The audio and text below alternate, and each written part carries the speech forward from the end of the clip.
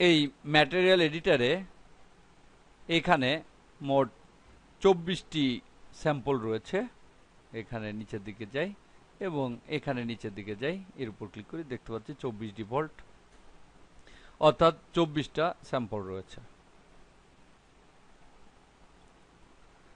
এখানে আমি দেখাবো কিভাবে কোনো স্যাম্পল স্লটে ম্যাটেরিয়াল অথবা ম্যাপ ব্রাউজার থেকে আরো ম্যাটেরিয়াল যোগ করা যায়। প্রথমেই আমি এটা নির্বাচন করি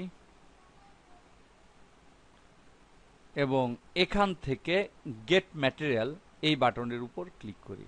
দেখতে পাচ্ছি আর একটা উইন্ডো আসছে, এর নাম হচ্ছে ম্যাটেরিয়াল ম্যাপ ব্রাউজার। এখান থেকে নিচের দিকে যাই, এখানে দেখতে পাচ্ছি দুইটা অংশ রয়েছে, একটা হচ্ছে সিন ম্যাটেরিয়ালস আর একটা হচ্ছে স্যাম্পল স্লট। এখানে দুইটা সিন ম্যাটেরিয়ালস রয়েছে, যে দুইটা আমি অ্যাপ্লাই করেছি, এখানে দুইটা ম্যাটেরিয়াল আমি নিয়েছি, এখানে সেই দুইটা ম্যাটেরিয়ালের নাম দেখাচ্ছে। এবং স্যাম্পল স্লটস, এবং এখানে যে 24টা স্যাম্পল স্লট রয়েছে সেগুলো এর নিচে রয়েছে।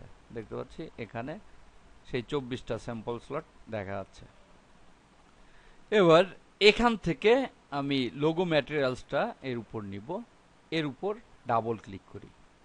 দেখতে পাচ্ছি এটা এভাবে চেঞ্জ হয়ে গেছে, অর্থাৎ এখানে যেটা ছিল সেটা এখানে চলে আসছে এবং দুইটার একই নাম, লোগো ম্যাটেরিয়াল।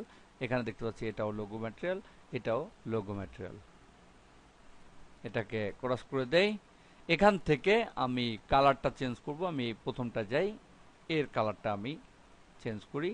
এখান থেকে আমি এই কালারটা নেই, ওকে। দেখতে পাচ্ছি এখানে কালারটা চেঞ্জ হয়েছে, কিন্তু এর উপরে কোনো প্রভাব পড়েনি। আমি এখানে ক্লিক করি, দেখতে পাচ্ছি কোনোটার জন্যই এর উপরে কোনো প্রভাব পড়ছে না।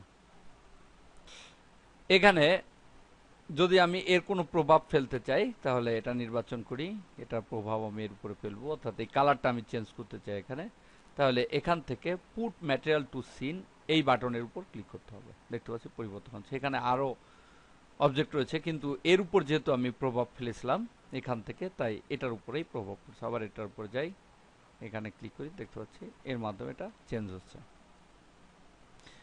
আবার এখান থেকে গেট ম্যাটেরিয়ালে যাই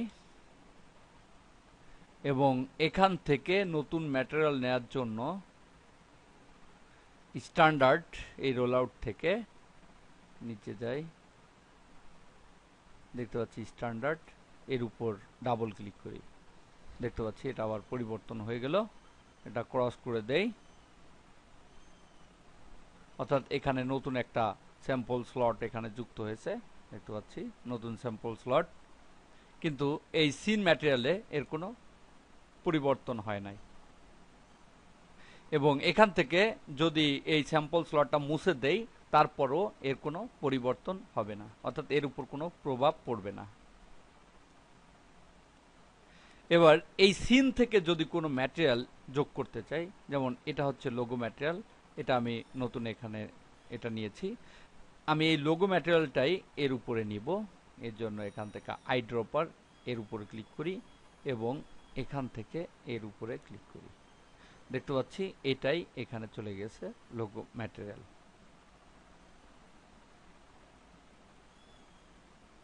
অর্থাৎ স্যাম্পল স্লটটি এখানে যে ম্যাটেরিয়ালটা দিয়েছিলাম সেই ম্যাটেরিয়ালে রূপান্তর হয়ে গিয়েছে।